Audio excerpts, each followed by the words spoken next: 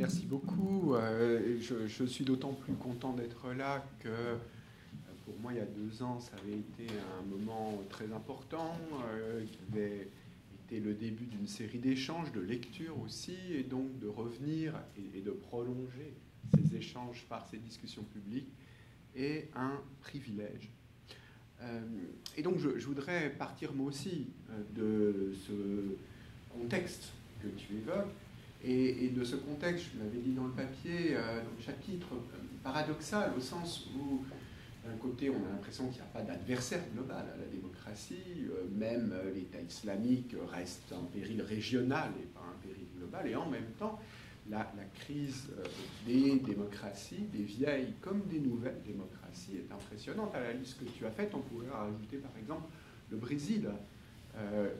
On pourrait rajouter la Corée du Sud, donc des démocraties nouvelles qui sont entrées, elles aussi, dans des turbulences extrêmement importantes au cours de la dernière année ou des 2 dernières années. Et du coup, je voudrais proposer, pour essayer de rendre compte de ce contexte, de poser 10 thèses en se disant que, finalement, quand on prend du recul, après la chute du mur de Berlin, l'instauration des démocraties libérales dans une série très importante de pays n'a pas réussi à aboutir, dans la grande majorité des cas, à des régimes durables, légitimes.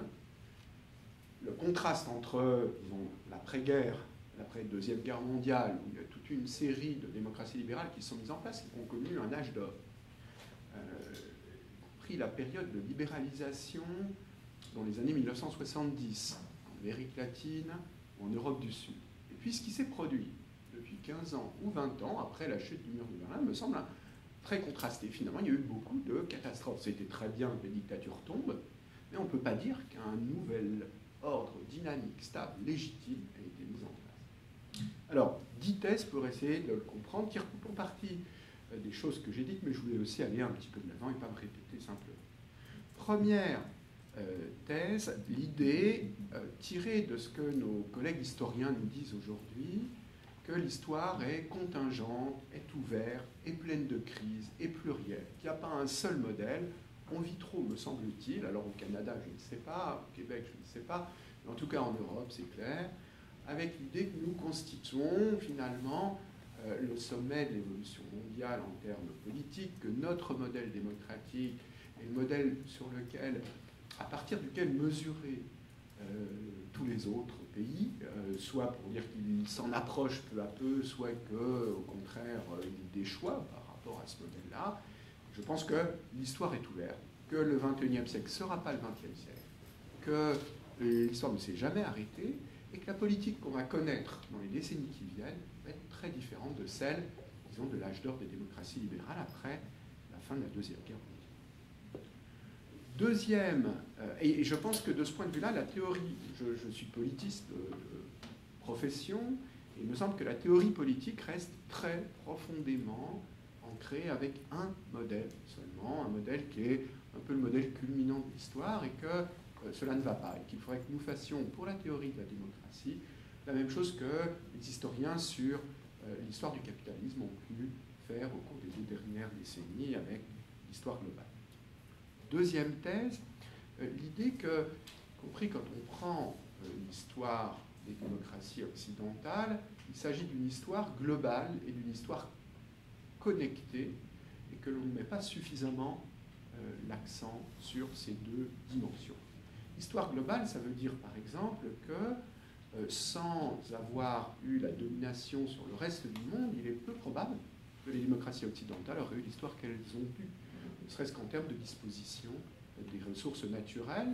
L'American Way of Life ou le European Way of Life était possible aussi parce qu'il était pratiqué par une petite minorité de la population mondiale, et il contribuait très largement à une légitimité par les résultats de ces systèmes politiques.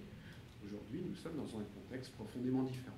Et puis, il y a eu des transferts qui souvent sont allés du nord global vers le sud global, mais nous avons aussi acquis beaucoup de choses.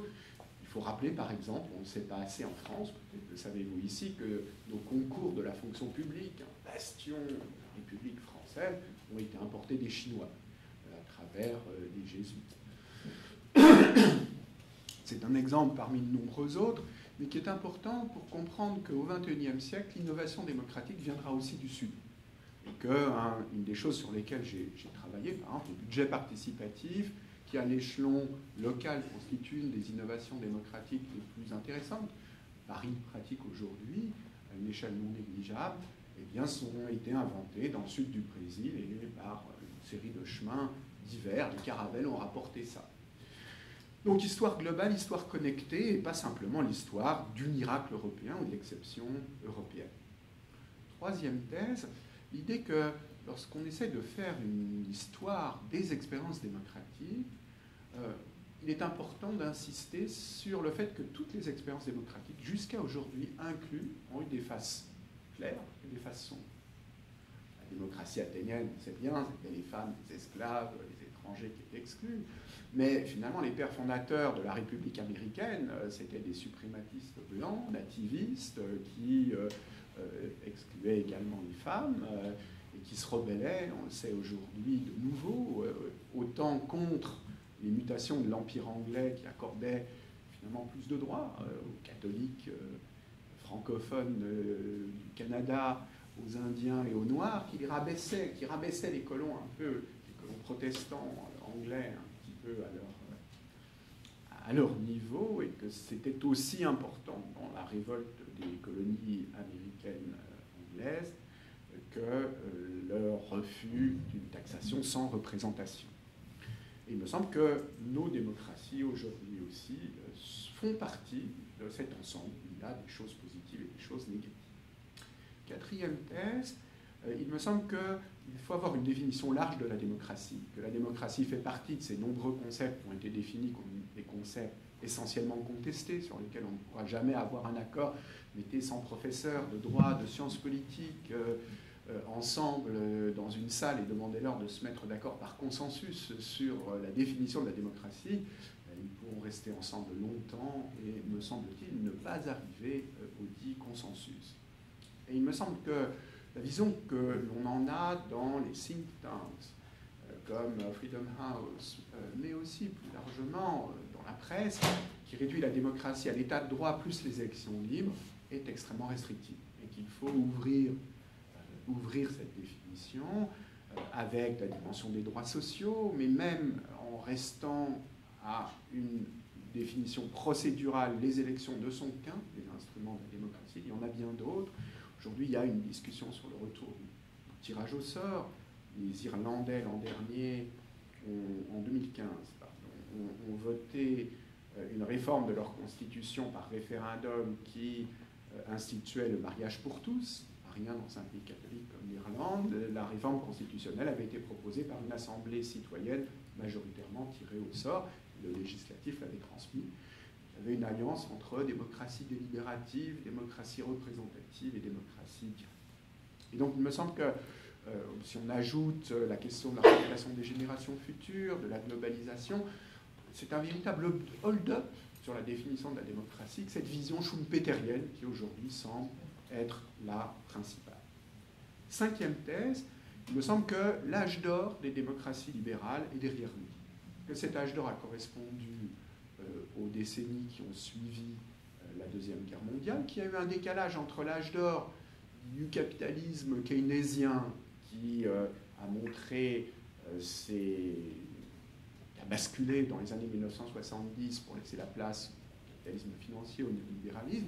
La démocratie libérale, elle, au niveau économique, au niveau politique, excusez-moi, a connu son âge d'or dans la décennie qui a suivi la chute du mur de Berlin, en tout cas dans ces décennies allant jusqu'à la décennie suivant la chute du mur de Berlin. Il me semble que c'est derrière nous. Que les conditions de cet âge d'or étaient relativement nombreuses. Elles étaient d'avoir un mode de développement qui était impossible à continuer à l'échelle de la planète et qui n'était pas universalisable. Elle s'appuyait, en tout cas en Europe, sur des partis de masse qui permettaient d'intégrer la grande majorité des citoyens à l'intérieur du système politique. On a encore des partis, mais on voit bien qu'ils ont perdu largement le contact avec la majorité des citoyens. Elle reposait également sur une certaine correspondance entre une hiérarchie politique et une société qui était beaucoup plus autoritaire qu'elle ne l'était aujourd'hui. Pensez à la famille, à l'université, à l'école. Les réseaux sociaux aujourd'hui impliquent des modes de sociabilité différentes qui ne trouvent pas jusque-là de corrélation dans le système politique institutionnel.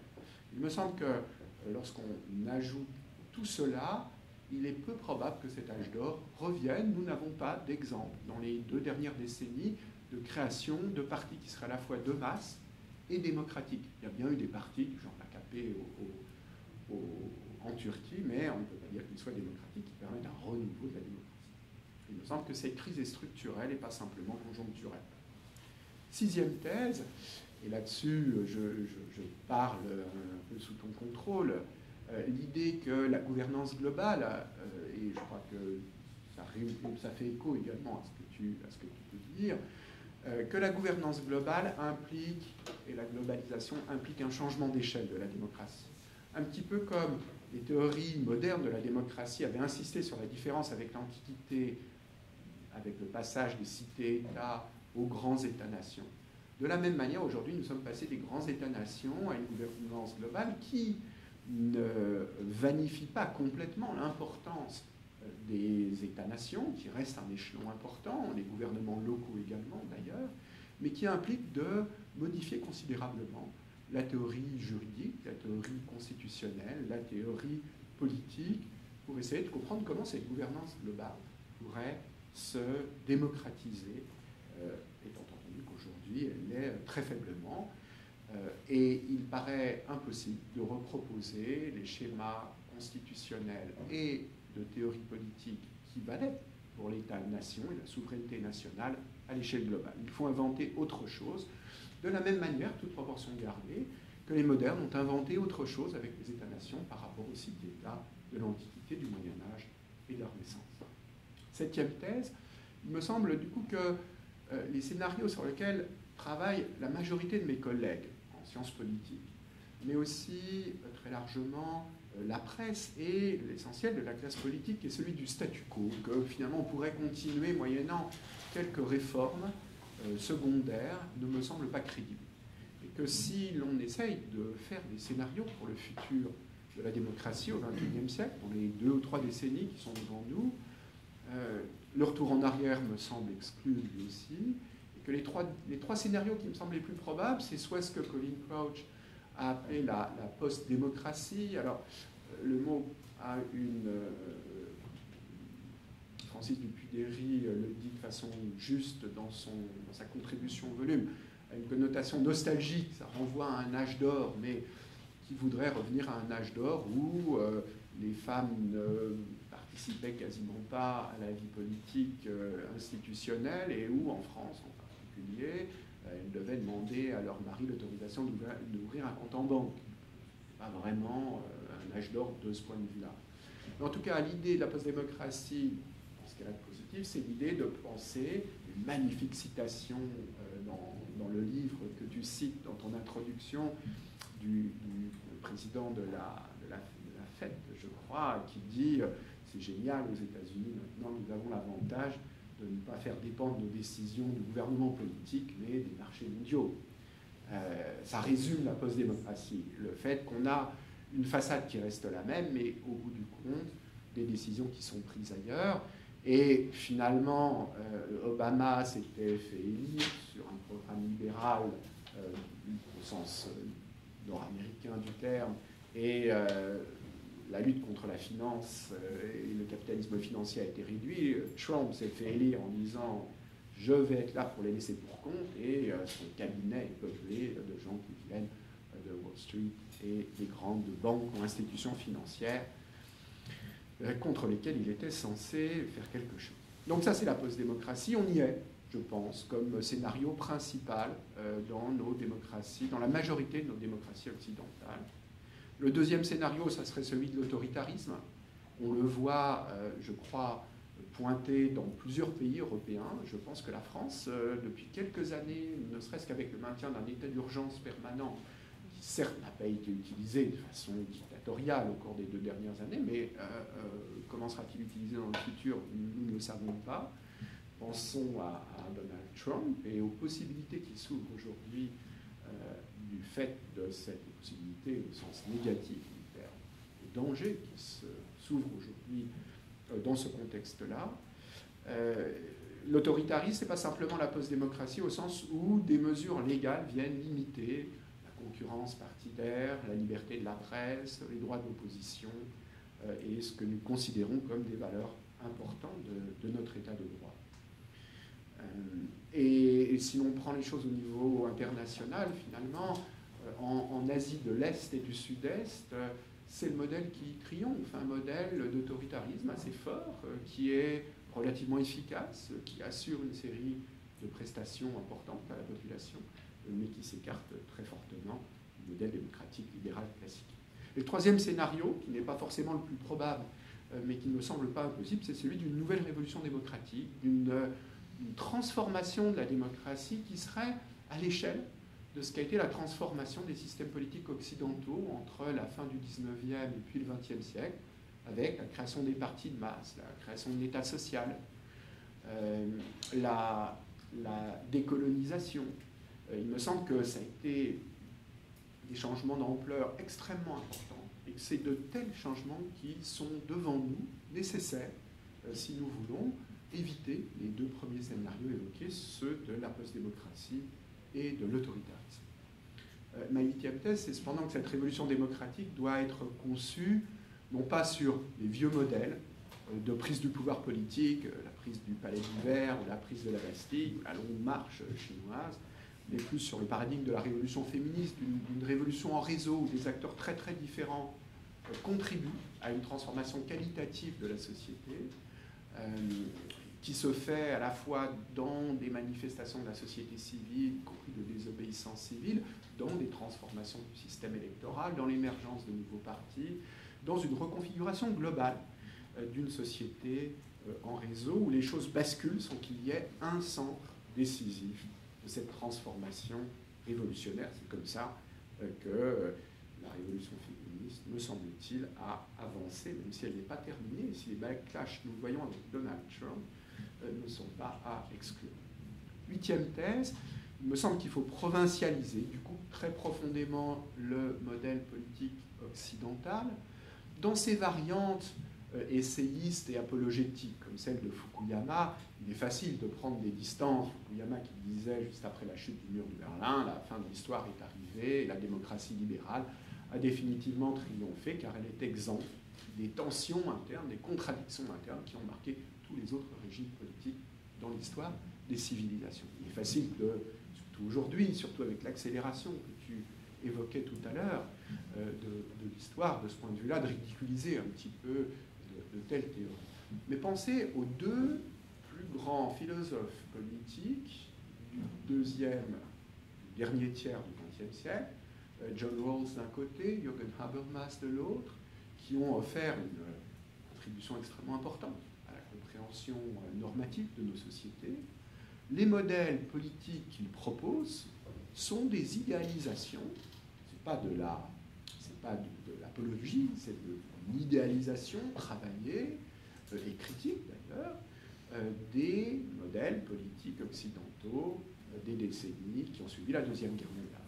Et il me semble que c'est insatisfaisant à plein d'égards et que, tout en pensant que la contribution a été très importante, il est important aujourd'hui d'aller au-delà. Dans cette perspective, il me semble qu'il faut provincialiser nos modèles, nos habitudes et regarder nos propres systèmes avec des yeux un petit peu similaires avec ceux avec lesquels nous regardons la démocratie athénienne, qui a inauguré des choses, ne serait-ce que le mot démocratie, qui a inauguré une tradition philosophique de réflexion sur la démocratie, mais en même temps, personne aujourd'hui ne prétendrait proposer ce modèle comme une solution à tous les défis du XXIe siècle.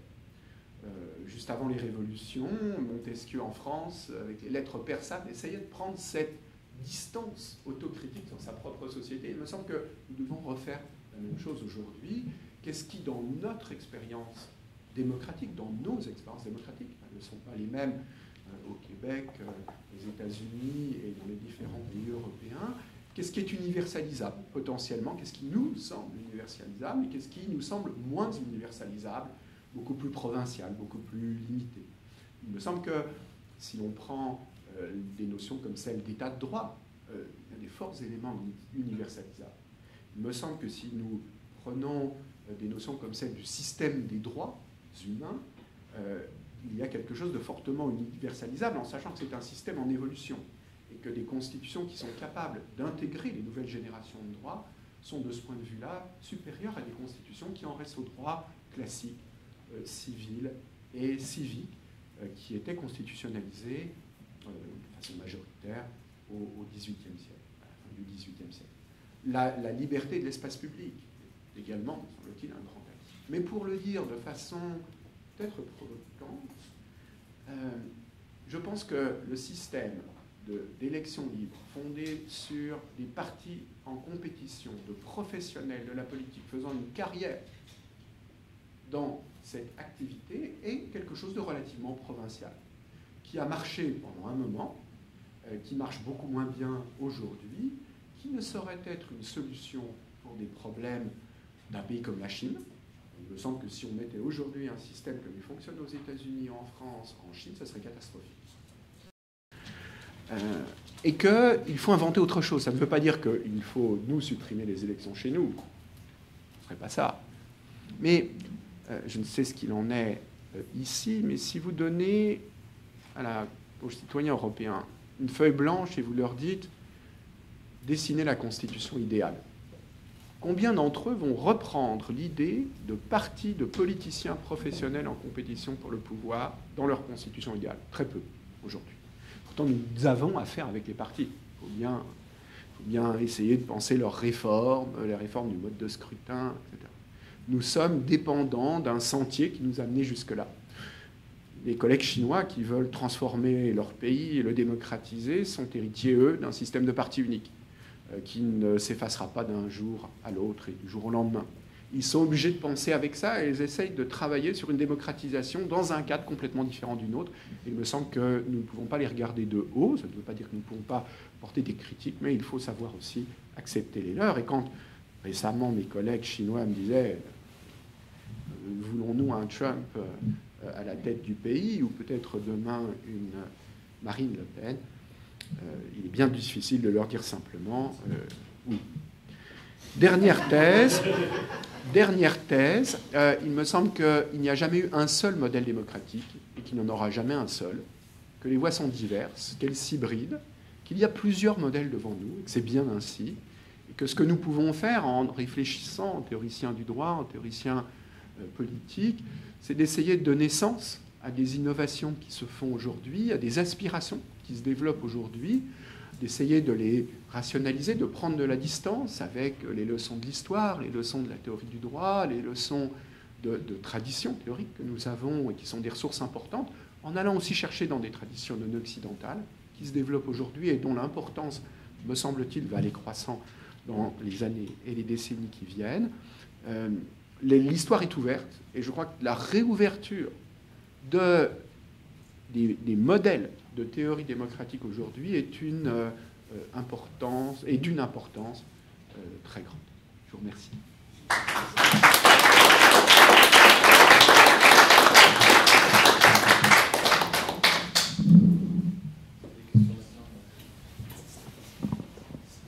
Alors, merci Karim pour l'invitation, à la fois pour participer à ce cycle de conférences et pour faire en quelque sorte aujourd'hui un certain retour qui nous permet, donc le cycle nous permettait déjà de tisser des liens entre la théorie du droit et la philosophie politique, puis les juristes se sont trop peu intéressés à ce lien avec la notion de démocratie. Depuis quelques années, ils y reviennent. Ils ont beaucoup travaillé la notion d'état de droit. La notion d'état de droit était au cœur des travaux. Les travaux de Jacques-Yvan Morin, par exemple, sont exemplaires à ce sujet. Et la notion de démocratie, quant à elle, a été quelque peu délaissée. Mais on y revient par la pratique ou par la force des choses, c'est-à-dire que, les décisions des tribunaux soulèvent parfois la notion de démocratie ou l'application du principe de démocratie. Donc, en quelque sorte, les juristes n'ont pas le choix que de revenir à ces notions. Et donc, on retrouve des traces de ça. Et l'image que j'avais en relisant certains des textes qui sont dans l'ouvrage, c'est cette idée, Karim évoquait un certain nombre de catastrophes possibles, donc cette idée du Titanic, du naufrage du Titanic, lorsque le bateau prend l'eau et que l'orchestre continue à jouer. Donc, il me semble que les juristes, on est un peu à l'image de ces musiciens, c'est-à-dire que alors que la notion de démocratie prend l'eau, de démocratie représentative plus particulièrement, l'ouvrage s'intitule « Au-delà de la représentation », nous, juristes, on continue de fonctionner sur la base d'une notion de démocratie représentative qui demeure au cœur des travaux et qui permet en quelque sorte à la fois à la théorie du droit, à la pratique juridique, de penser le droit à la lumière de cet idéal de démocratie représentative. C'est ainsi, par exemple, qu'en interprétation juridique, on continue de maintenir donc avec force la prégnance du textualisme, de la notion du texte législatif. Encore, les ouvrages de doctrine, les juges s'attachent beaucoup à cette notion de texte juridique dans l'interprétation parce que c'est le législateur qui est censé adopter la loi et c'est à lui qu'il faut se référer. Dans une démocratie représentative, ce n'est pas au juge à créer le droit. Donc, il y a encore beaucoup cette notion-là. On retrouve également encore fortement la notion d'intentionnalisme, c'est-à-dire une notion d'intention du législateur, dont Pierre-André Côté nous dit, par exemple, que ce n'est pas une intention réelle, c'est un fait institutionnel. Il emprunte ça à la philosophie du langage de John Searle.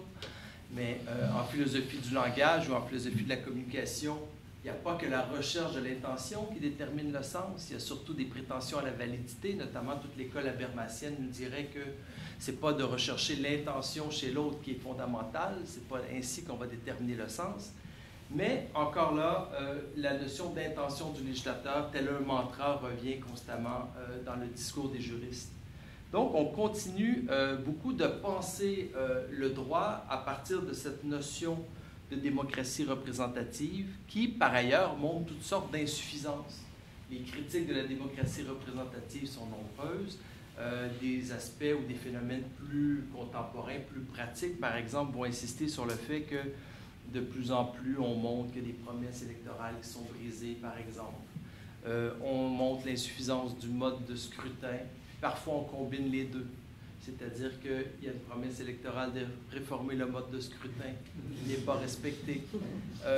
Par ailleurs, le mandat ou le rôle des citoyens paraît bien insuffisant en démocratie. Voter aux 4 ans ou aux 5 ans, ça paraît bien peu. D'ailleurs, il y a de plus en plus une faible participation aux élections. Il y a également le phénomène des transfuges politiques, des députés qui, une fois élus, changent de parti politique, traversent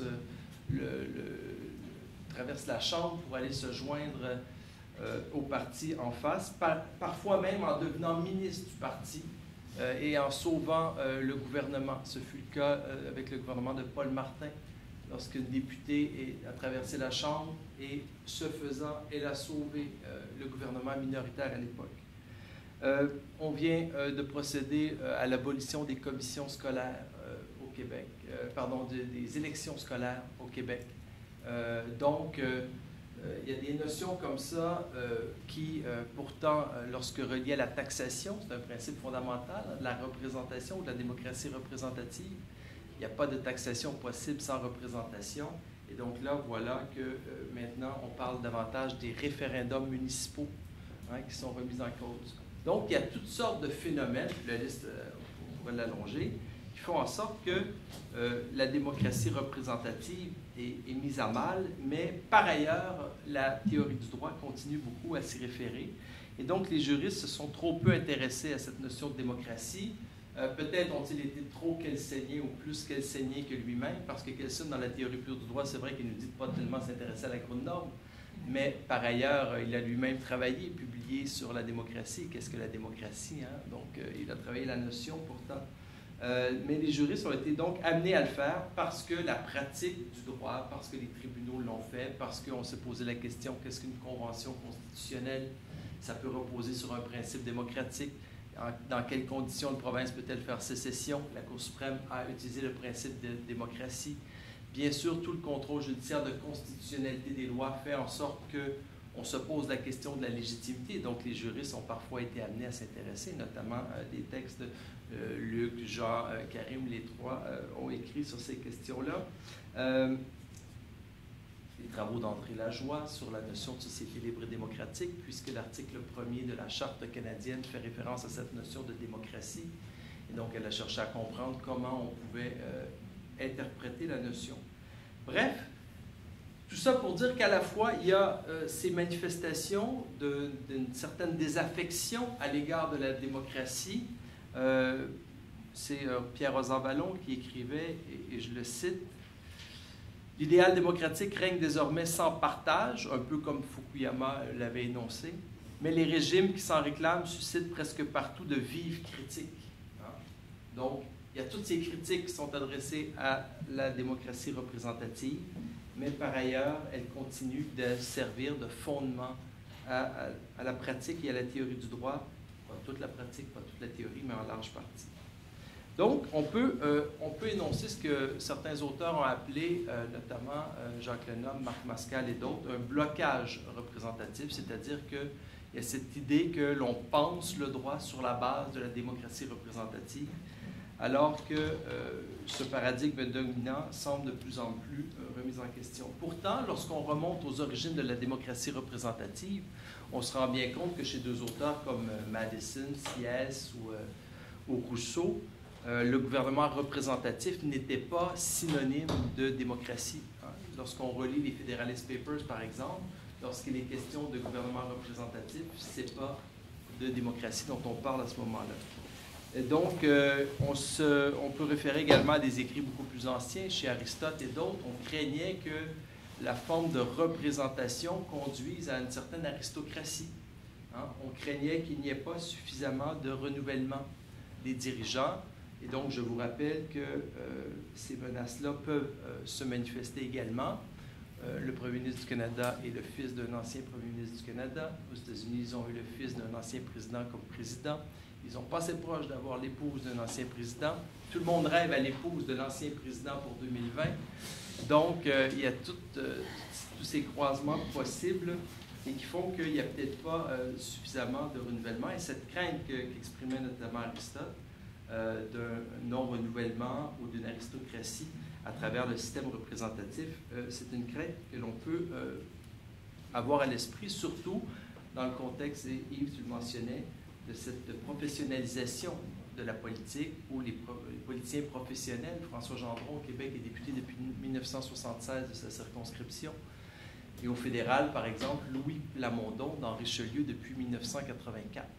Donc, c'est véritablement une question qui s'oppose. Et lorsqu'on regarde, notamment dans la démocratie athénienne, il y avait cette idée très fondamentale que la raison pour laquelle on devait procéder, par exemple, par tirage au sort, c'était en fonction du principe de rotation des charges.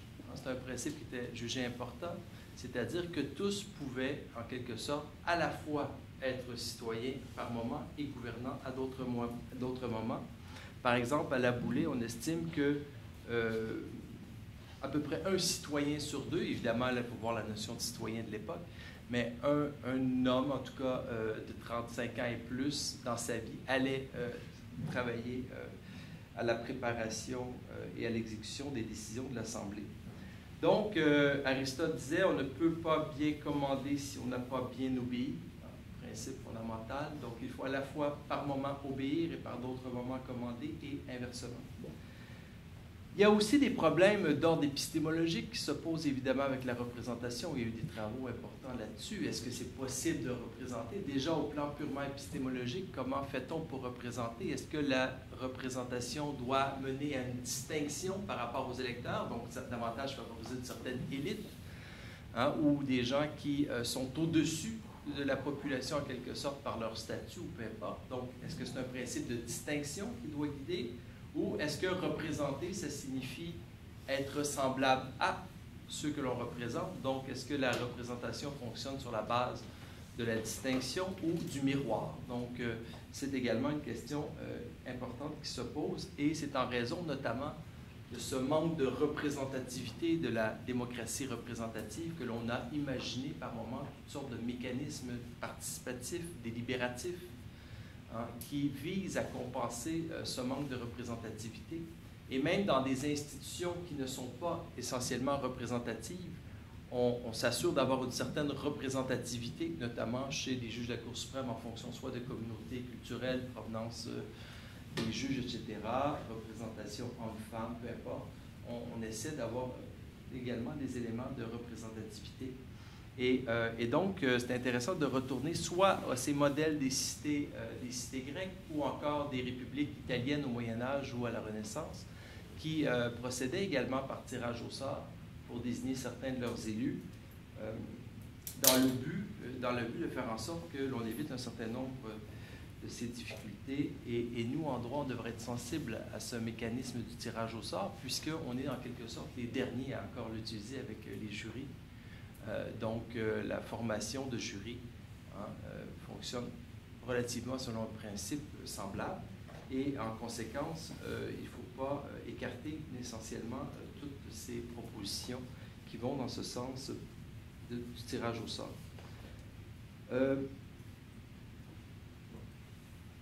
Donc, ça a transformé beaucoup, le débat a beaucoup porté sur la question de la légitimité à la fois, bien sûr, du juge, mais des institutions et des autorités chargées d'appliquer et d'élaborer le droit. Donc, c'est pour ça qu'il y a tous ces mécanismes, je le disais, de participation, de délibération. Ce que l'on voit également, donc, c'est des manifestations de ces mécanismes-là à travers ce qu'on appelle le droit de la gouvernance. De plus en plus, dans le droit de la gouvernance, il y a cette participation, cette interpellation des acteurs. Et il suffit de penser, je ne sais pas, à la gestion de l'environnement ou de l'eau par mécanisme de bassin versant qui vise à associer les parties ou les parties concernées ou les personnes concernées par ces bassins versants ou par ces cours d'eau.